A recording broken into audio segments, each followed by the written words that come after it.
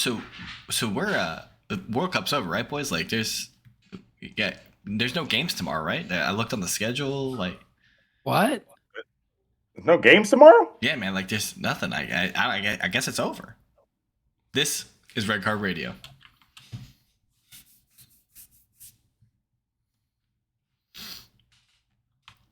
Good morning, good evening, good afternoon, whenever you're listening from. Thanks for tuning in. Red Card Radio is, at this moment in time, a look at the World Cup on some irregular basis. It's not weekly. It's not multiple times a week. It's just, whenever it kind of seems like it's the right time to record a podcast. And now is that time because we have completed the round of 16. If you caught our last video, we previewed. Wait, hold on. Okay. Go back to the part. There's no games tomorrow? Yeah, man. We nothing until Friday, I think. No. Yeah, it's we've had 17 straight games. Yeah, 17 straight days of games. This is terrible planning. Why do they do this? Out of all the corruption. They couldn't corrupt this into happening? Just keep it going continuous? So, what's also kind of intriguing is that one of the stadiums in Qatar is actively being dismantled at the moment. The shipping container one? 947? 974? Whatever. Brad. 974, Stadium 974 is actively being dismantled right now because it's done. No more games, so they don't need it anymore. So they're going to pack it up back into the shipping container. Wow. Apparently they can disassemble it and ship it to whichever country may need a stadium for them to then rebuild it. Does it come complete with the pea stains that the ones in Brazil did? Oh, what? I don't know. Wait. Y'all don't remember these stadiums that they had to power wash because they peed in them?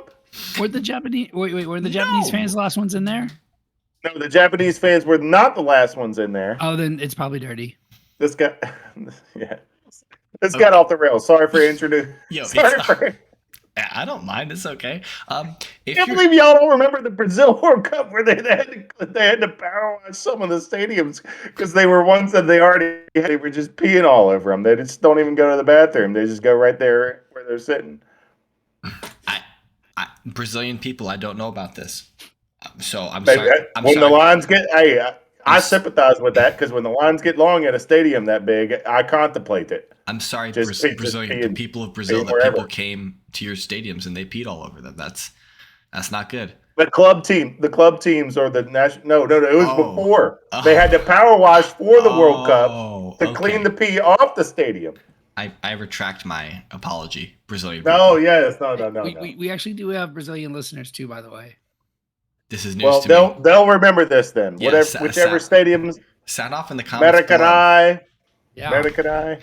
Yeah. So if you're new here, welcome. This is I don't know if this is necessarily indicative of what Red Card Radio usually is, but maybe a slight snippet, perhaps. I'm not sure. But if you're new here, hit the subscribe button. Ring the sub notification bell if you're watching us on YouTube. If you're on a podcast, follow. Rate it 5 stars if you're on Apple Podcast or your podcast site lets you. And hit us up in the comments below. Join our Discord. That's also in the description of either the video or the podcast that you're on. And you can talk to us there. And we talk about all kinds of things there. Soccer, chess, Formula 1. That's generally it. But, come hit us up. But we should continue talking about this World Cup, not previous World Cups.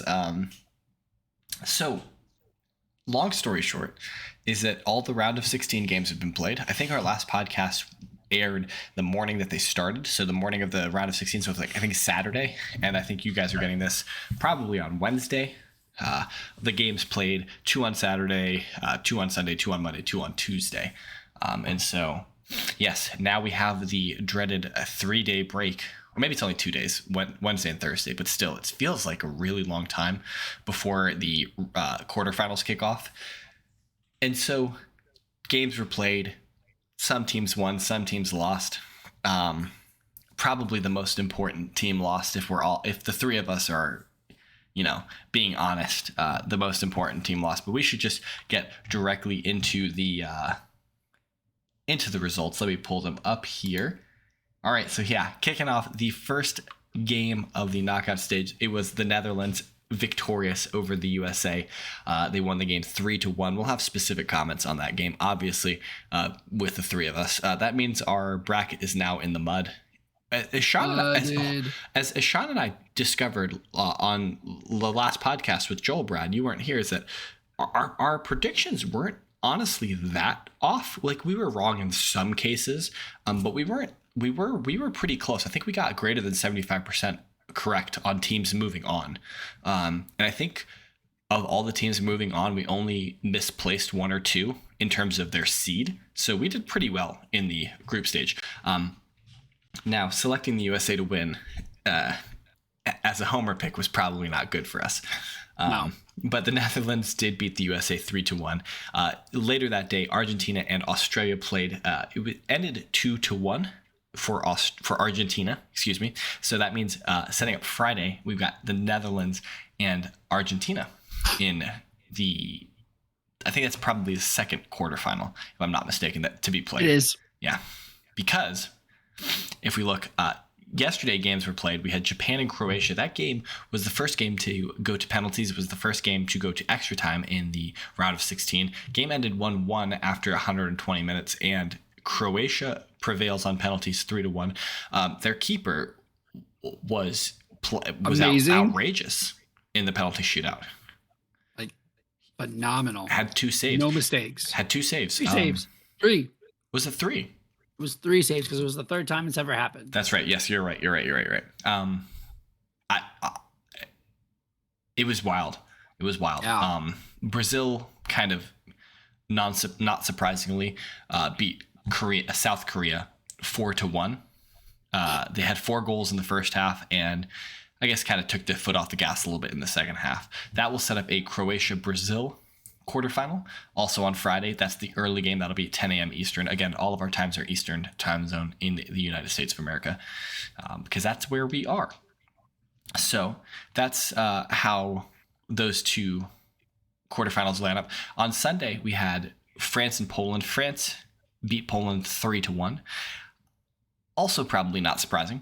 And then England and Senegal. England comfortably win that game 3-0. That sets up a very juicy England-France quarterfinal. I think it's our only juicy one, really. Are we counting Netherlands, Argentina? But that's our only juicy one. Well, we'll have to see what the next quarterfinal is, because the next one might be juicy, right? It's supposed to be the Iberian Clash. Right? Oh, I thought there was only 3 quarterfinals. Oh, I'm sorry. So go ahead. So we go to the fourth quarterfinal. Today we had Morocco and Spain. This was the second game that went to extra time. The game ended after 90 minutes 0-0. After 120 minutes, the game ended 0-0. And if you thought the Croatian keeper's antics were impressive, let me introduce you to the Moroccan goalkeeper, because he was equally as good. Morocco ousts Spain on penalties. I think this is the second consecutive World Cup that Spain has been eliminated on penalties. You have got that right, but you have missed the third consecutive major cup. Yes, correct. Because they were also ousted in the Euro. Correct. By penalties. So it has been 3 straight major championships that Spain has been eliminated on penalties. Now, didn't they win the World Cup on penalties? Didn't they beat the Netherlands on penalties in 10? I thought it was in extras with the Iniesta goal. Brad is furiously Googling for us right now. I'm not. Oh. I'm pretty sure it was an extra time Iniesta goal. Had to be the 119th. I think you might be correct, Sean. I think hearing that sounds correct. But I would also like to point out, Brad, as I said that, Brad turned to his second monitor. I saw a tab reflect off of his face, the light that he was opening a new tab, and then. I was on the FIFA one. He had the audacity to not be doing what his one job on the podcast was.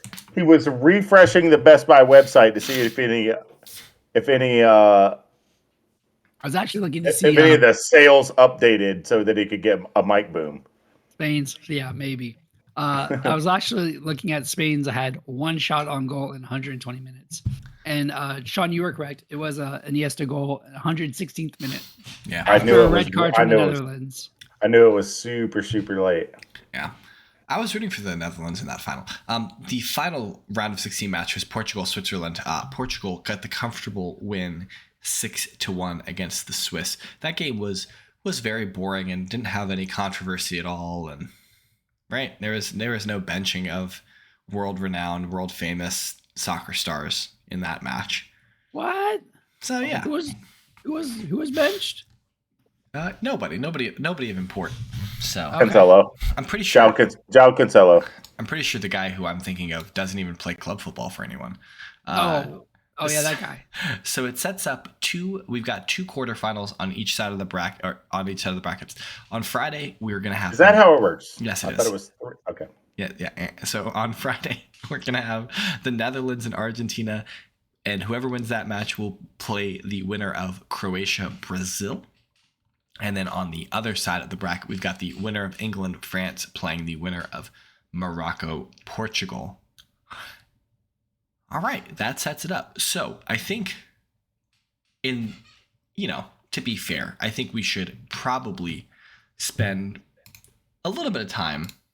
Oh, excuse me. I'm doing the wrong things. Spend a little bit of time talking about the United States-Netherlands game. So that game ended 3-1 for the Netherlands. It started off, the game was pretty close through the first 30 or so minutes. It was pretty back and forth, I would say, if in my analysis. And then the Netherlands scored once, so they go up 1-0, and the game seems to be fairly even again. And then the Netherlands get a second goal right before the stroke of halftime. They go into the break up 2-0. So not good, right? Not good for the Americans. Both were clearly a something they saw in game film, because both goals were drive into the goal line and pass back to the edge of the box. They were passed behind the defend once you drive it. Drive the back line back, and then pass behind it. I know what you're saying. The ball was wide. Both of them. They were both wide.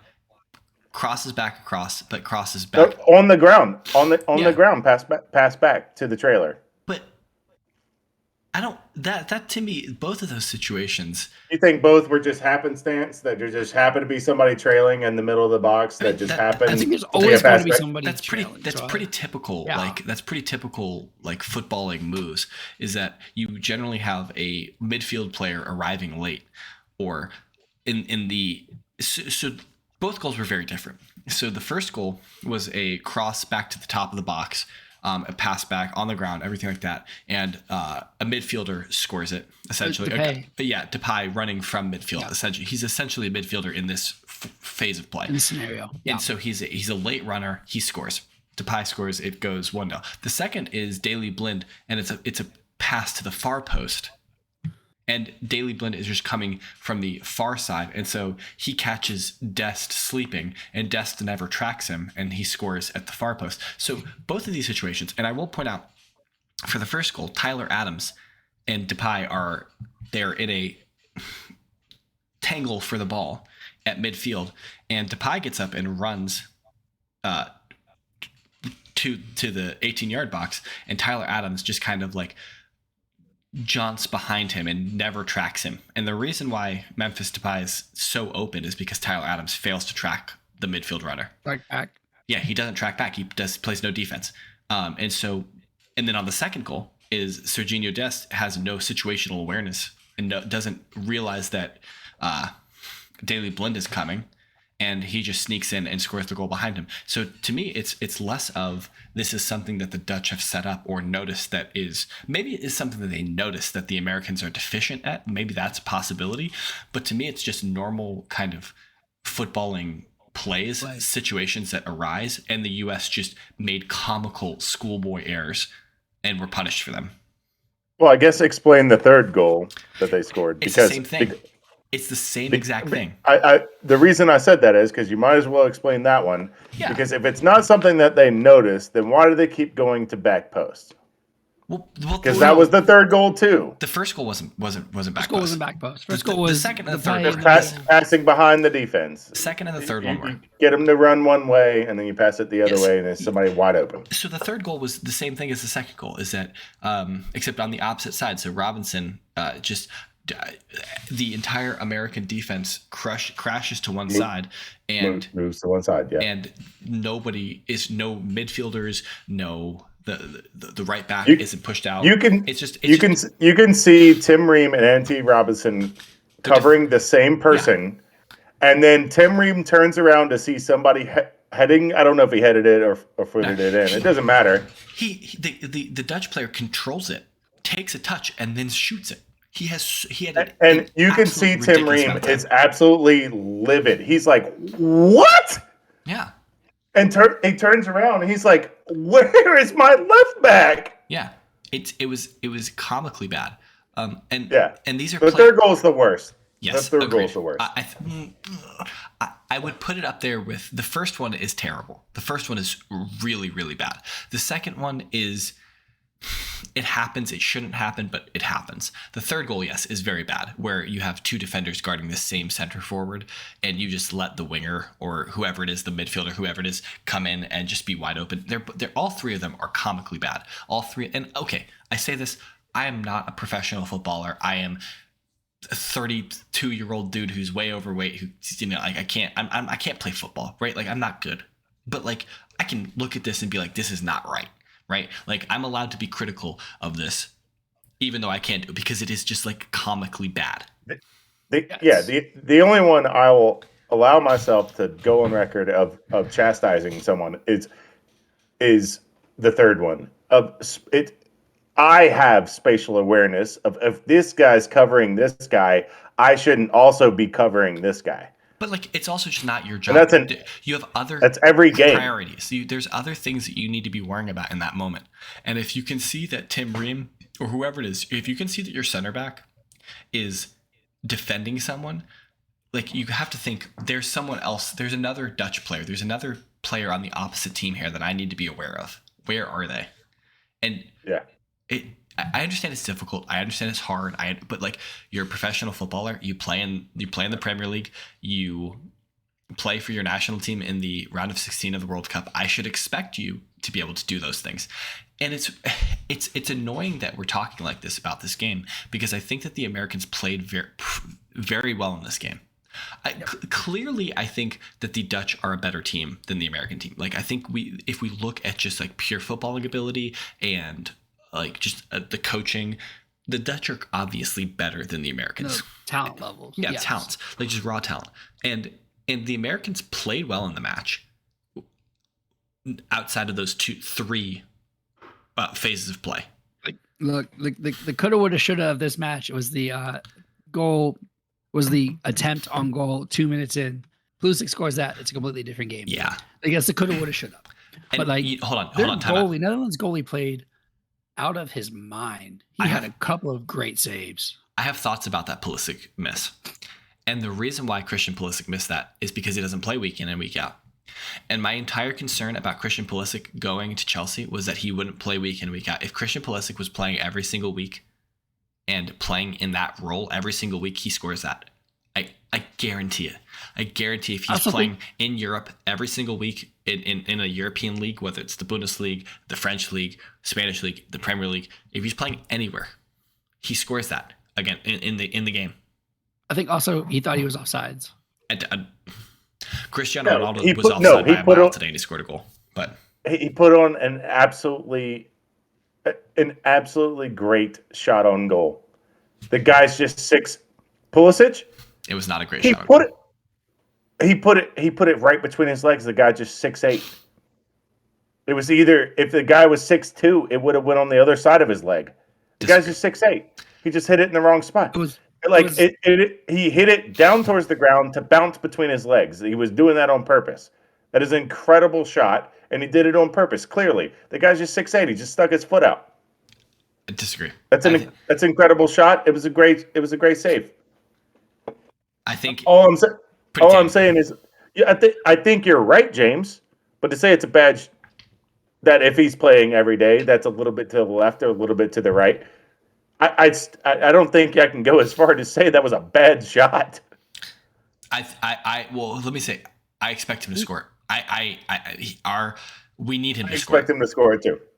Yeah. I expect him. Yeah. I have a question. I'm looking at stats. right? And it looks like the U.S. dominated the ball. But what does in contest mean for possession? Like either you have the ball or you don't. Yeah, so I think I hate FIFA FIFA stats. FIFA is trying to do something new here where they're saying, like, obviously if your center back is passing with the other center back, that's the ball that you have. But if a ball is passed by your center back in the air and it's up in the air and two people go to head it, like for like the 15 seconds that it's trying to figure out who retains possession, that's in contest. And this whole receptions thing makes me giggle every time. How many times a player's received the ball from a pass that shows up randomly? Because like, I guess it's for Americans to be able to digest football that don't typically watch football. And receptions and receiving the that ball when makes it easier. was that when you brought up throws? When you were helping Yeah. the American Exactly. viewing audience? It Well, was. I don't know. I think passes received is an interesting statistic. It kind of shows how much of the play is going through a player. And how much you're in a position, how much you move off the ball to be in a position to receive a pass. I think that's more valuable than a goalie throw. Yeah. All right, we're off topic here, though. Because I would like to. We should remain on the U.S. for at least a little bit, because I know, Sean, you have thoughts about. So Yeah, I just wanted to it was a push. good shot. I think it was a good shot. I just wanted to push back against you guys on this was a good game for the United States. I don't think it was a good game. First of all, this is a bad scoreline. Agreed. It shouldn't have been 3-1. This is a bad scoreline for the Netherlands. It shouldn't have been 3-1. It should have been 3-0. That was the luckiest goal in the history of goals. He tried to backheel it, effed it up, curled it somehow off his front toe, that went back post, back corner, that fooled everyone on the Netherlands because they've never seen some bullshittery before in their life. That's the only reason there's a 3-1. What's humorous about that is I had to walk away, I think, to help my children with something. I still haven't seen the American goal in this game. I still haven't Please seen it. go see it. He tries to backheel it and somehow catches it with the top of his toe to make it curl that way. Who scored it? And it goes Haji, right? This bum. He just sticks his foot out and it just curls in front of him, up back behind to the far corner. Like, And all both center backs and the goalkeeper were like, "What?" if you didn't know what to do. If you gave him $100 and like 10 attempts on that ball, No who would way. not hit that ball 100 ever times. again? You're Yeah. never hitting that shot again. So it should have been 3-0 easy because he tries to backheel What's it funny is, like, first of all. the craziest shot is the only one that goes in because like we had good shots in this game. We had The good attempts in this game. craziest shot, I'm going back to this. The craziest shot is the one that got blocked because the dude's 6'8". His legs shouldn't have reached that far. That's a big dude. He is a big guy. Yeah. It was 6. He's 6'8". His legs are huge. So, Yeah. Also that should mean his 5 holes bigger too. Just to be fair, that means his hips are higher off the ground. He should have a bigger target going 5 holes. So Pulisic, to you guys' point, has a bigger territory to hit. If you're gonna shoot it between the guy's legs, you've got a bigger target. Yeah, the nutmeg is more available. But no, those defensive lapses, I don't think were defensive. They were defensive lapses, absolutely. I think they were forced by someone seeing something on film of we commit too much. Tyler Adams commits too much to X, Y, and Z. When the ball goes wide, the whole defense shifts too much, so a switch is what needs to be done. So, like, those things can easily be seen on film in 3 games that we put on film. You don't need to go back years to see that. Of the U.S. defense commits to X, Y, and Z, which we've both seen, or we've all seen, and we appreciate it. Tyler Adams is after everything. He's everywhere. He's on the ball. And, like, we've swarmed to stuff, and, like, we appreciate that. But the Netherlands saw that and were like, oh, back post is open all day. Or whatever. And like that's not burying Tyler Adams for the Marshall goal either. Like, of course, he did not track back on that, but he's battling at midfield. He doesn't think that guy's going to get to the run of play doesn't. I'm not burying Tyler Adams for not tracking back on that. What I'm saying is Netherlands saw something on film clearly that they thought they could exploit by going back posts off the corner. I mean, I think it was kind of an unforgivable mistake for the captain of our team to make, and I think it's really sad because he had a phenomenal tournament. I thought that Tyler Adams was awesome, and I still think he's awesome. I'm very glad that he was in our team. One mistake's not enough to bury a guy for an entire tournament. Agreed. But it was can't make mistakes like that. So no.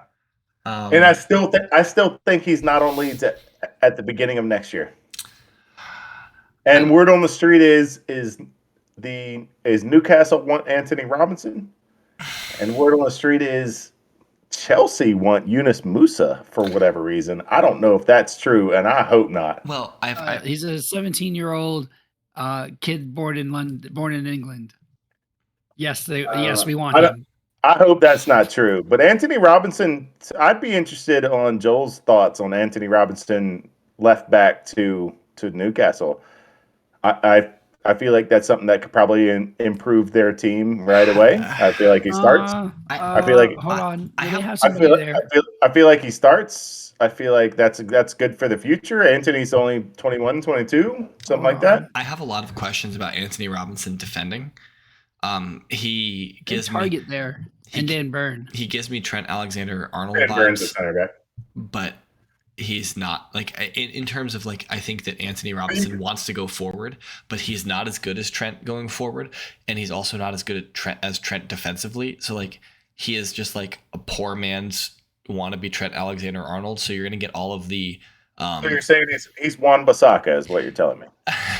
But without the speed, but without the defensive recovery. Maybe like you get all of the defensive liabilities of a fullback that wants to go forward, that wants to bomb forward and cross the ball in, but without the offensive like prowess to do it. I think you go into a fullback room with Trippier. I think he could probably teach him a thing or two. I think he probably learns.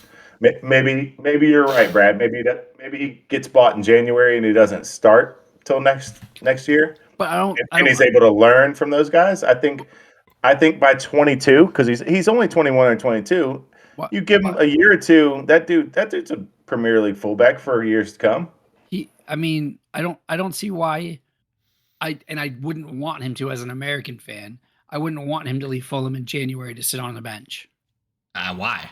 What does it matter? I'd rather he's playing regularly. Yeah, we're Fulham. Yeah, but it's not like there's a tournament this summer that we need to care about as Americans.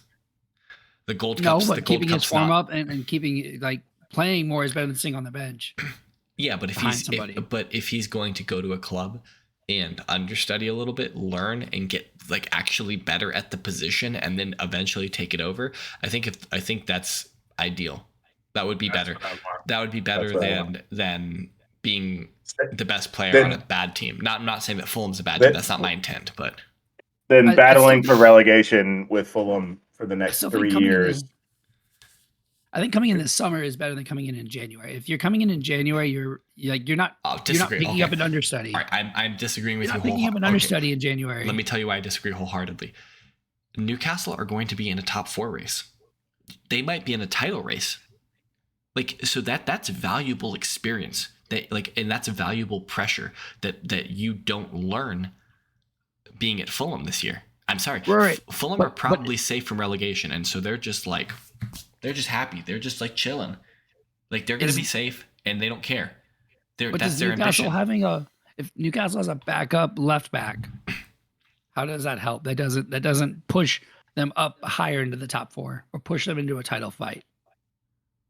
Well, if you can get Anthony Robinson out of Fulham for $15 million even as a backup, why wouldn't you if you're Newcastle? Because you can. And Anthony Robinson as a 21, 22-year-old left back with Trippier on the roster and Target who can start in front of him, and you trust him clearly because you've already been playing him, with the idea that Robinson is going to eventually be your left back for the future, why would you not take that opportunity? My question is better out there? Yeah, is he your fullback for the future? He's not. I don't know if he's top Premier League caliber. I don't know if he's Champions League caliber. I don't know either. Yeah, That's what I'm saying. Like, I don't know if that necessarily makes sense for Newcastle to buy him in January. Now, if they have a plan for development and they want to buy some like young American players, because like it's a smart business investment, it's a smart development thing, right? Then like in the summertime, I think it's a much better purchase. That's all I'm saying. I'm not against this purchase. I just don't see it happening in January. Brad's very against this purchase, and he thinks you're dumb for recommending it, Sean. Yeah. Gosh. All right. I guess we should probably have some words about England, just because, we watch a lot of English football. It was quite an easy game for the English, I think. Yeah. Jordan Henderson, everybody's boy. Tamzid, shout out to Tamzid. That's his boy. Scored a goal. And then your boy, Harry Kane, got his first goal of the tournament. And that was a gorgeous shot. No. Yeah, of course. Like, if Harry Kane could pass to Harry Kane, he would have already passed Ronaldo and Messi by now. Oh, that's good. I like that.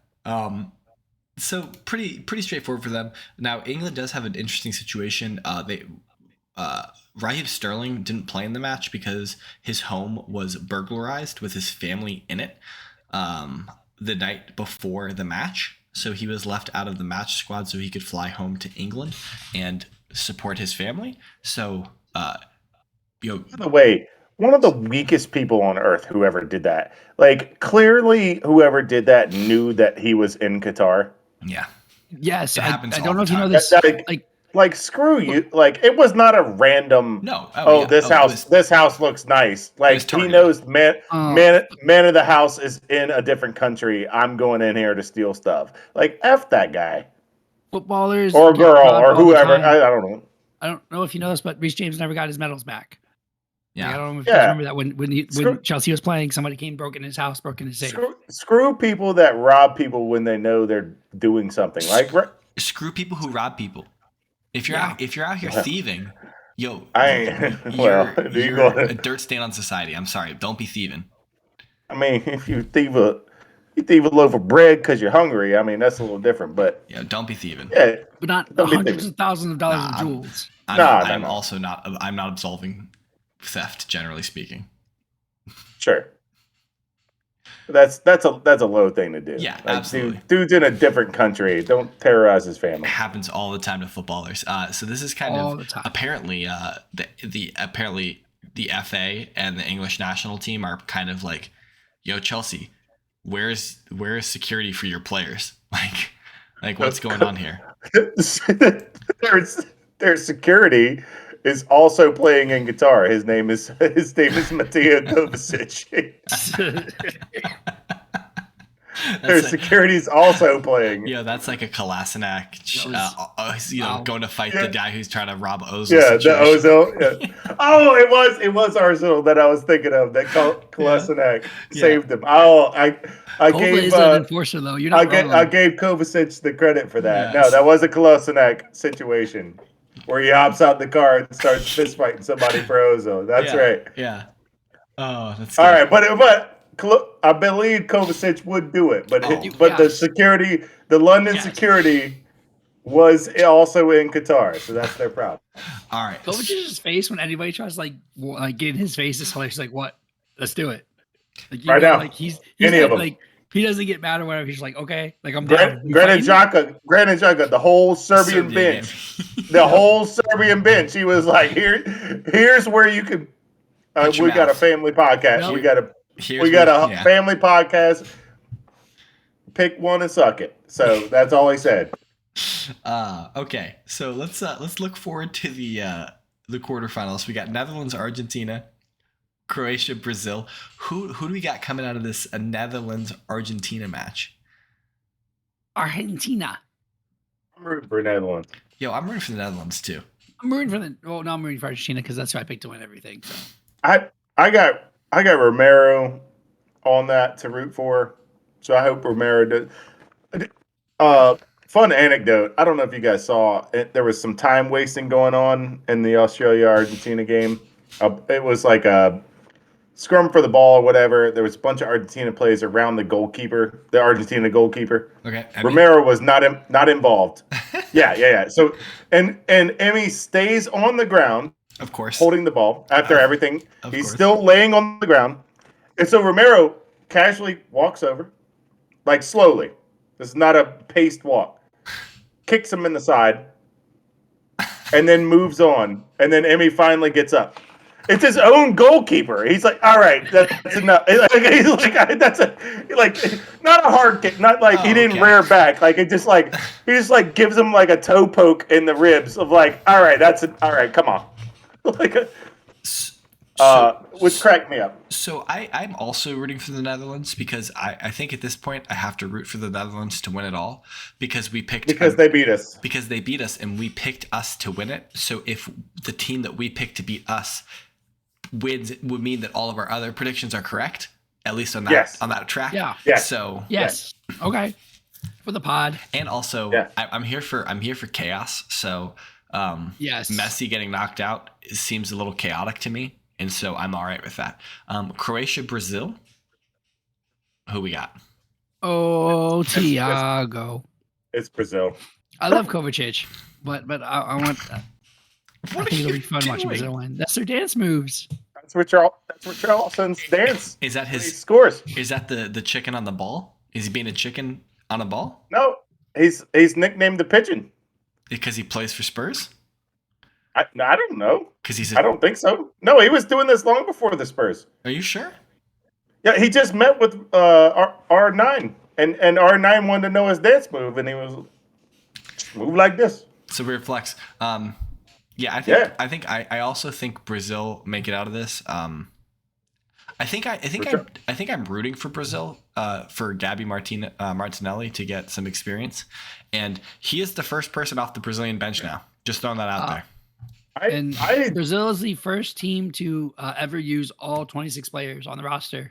Yeah, dude. Who starts over Martinelli? Vinicius. Okay, thank you. So Yes. somebody tweeted that it was just Madrid bias that Vinicius starts over Martinelli, and I just was taken aback at the audacity of like Martinelli's a great player. Yeah. Do not get me wrong, I do not like Arsenal.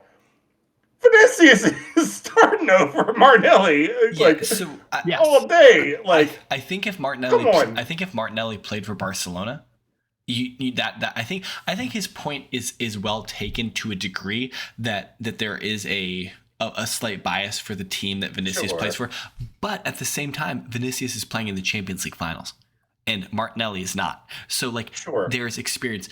Do I think that Martinelli is better than Vinicius? No, I think I picked Vinicius to be my goal. Yeah, I picked Vinicius to be my Golden Boot winner, I did because I rate him right. So I think he's good. I think he's better than Martinelli, but in 4 years.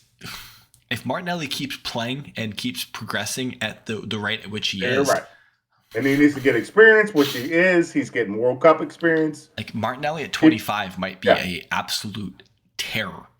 Yeah, I completely agree with that. So, which is why I would like 27.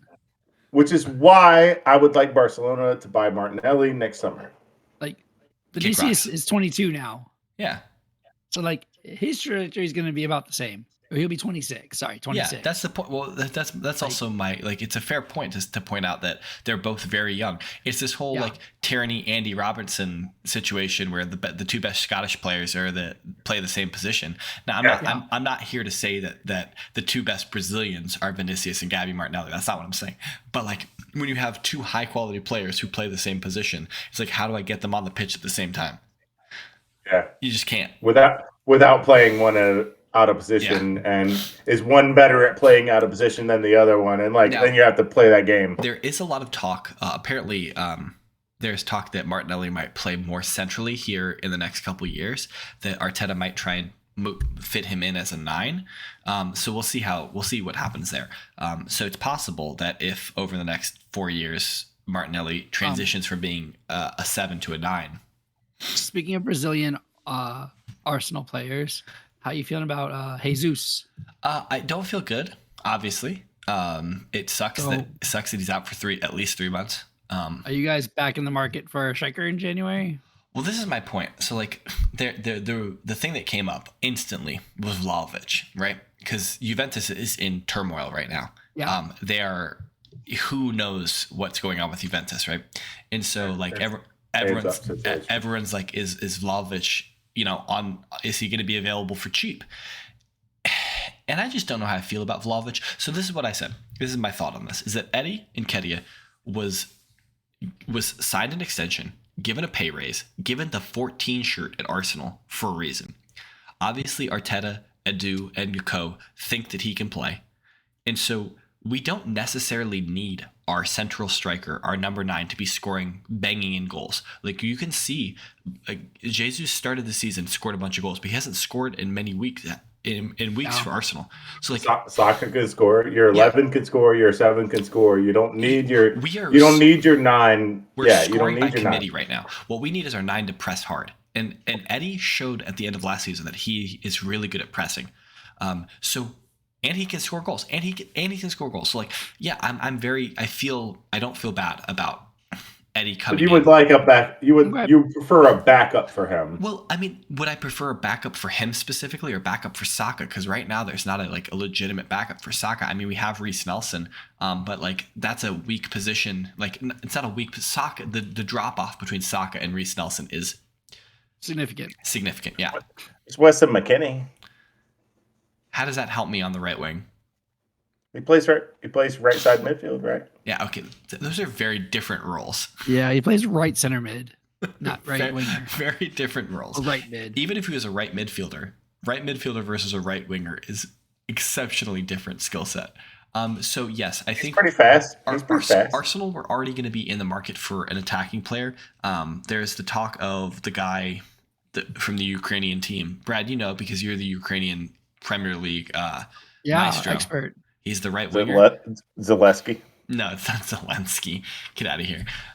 It starts with an M. It's like Murdick or something like that. I don't know what his name is. Oh, yeah. I think he plays for Shakhtar. Oh, the dude from Shakhtar that you guys offered like 35 million. Oh, there we go. The guy from Shakhtar. So yeah, the talk is that we're going to sign him. Apparently, anyway, it doesn't matter. Guys, why are we talking about the Premier League? We'll talk about this in 2 weeks. Okay, calm down. Because we don't have football today or tomorrow. Okay, England, France. Who wins England, France? England. I think England wins too. Yeah.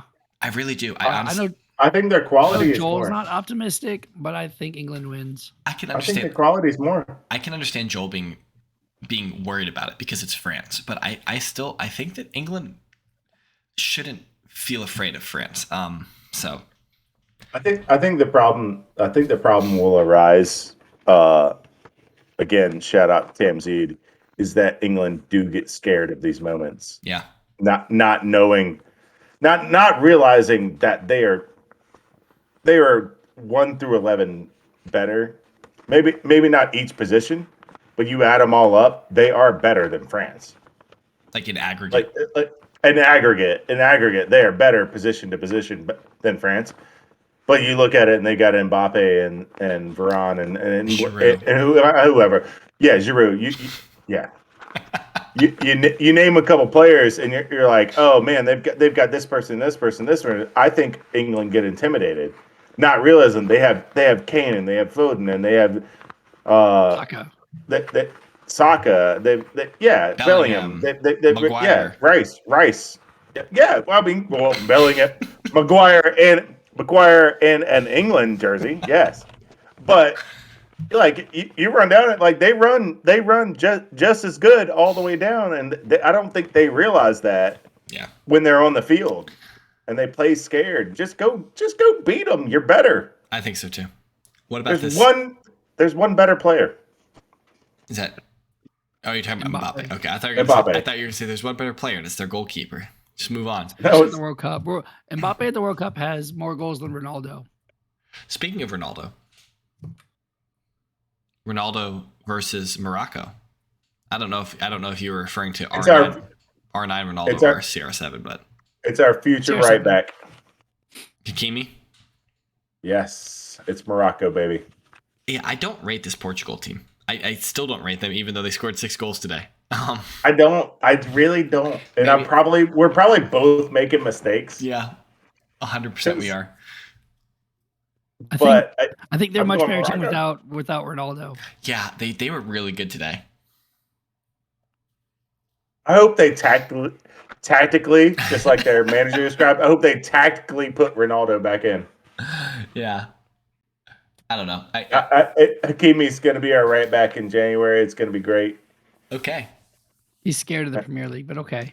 All right. He's not scared. So Scared of the Premier League. we've picked, we've got a. You know what? So is Ziyech. He's scared of it too. That's why he stays on the bench. That's why he doesn't play. All right, so we have effectively set up the semifinal of Argentina, Brazil, and France, Morocco. You mean England, Morocco? We all said England. England. We said you all said England. England. So Morocco. we've got an England Brazil final. I'm actually for this Moroccan timeline. Yo, England Brazil final would be really awesome. We fire. England Argentina final would be fire too. That would be worth a live stream. Yeah. It's Sunday, December 18th at 10 a.m. I'm certainly unavailable then, but maybe by yourself, Sean. Yeah. All right, I'll crank it up. Maybe Tamzine. Maybe you can kid up Tamzine and you guys can do it together. We'll just crank up the live stream. All right. That's all we got for you guys tonight. We hope you enjoyed it. Definitely hit that subscribe button, ring the sub notification bell. If you are not already subscribed to the podcast, give us a follow, 5-star on Apple Podcasts. Do all of the things that a podcaster or a YouTuber would ask you to do. That really helps us. Hit us up in the comments. Let us know what you guys think about the round of 16 or the quarterfinals coming up. We'd love to hear from you guys. Check us out on Twitter. That guy over there, he's at KSBradG. Down below, that's at Whiteheart_Sean. I am at James Tiffany. We collectively are at RedCard_radio. You're getting this podcast at some point. I don't know. I don't specifically know when the next one is. Probably, if I was a betting man, after the semifinals. That would be my guess. So just keep checking back, and we'll. That's why you ring the sub notification bell, so you'll find out. But until that time, we will see you guys next time. Have a good one. Thank you.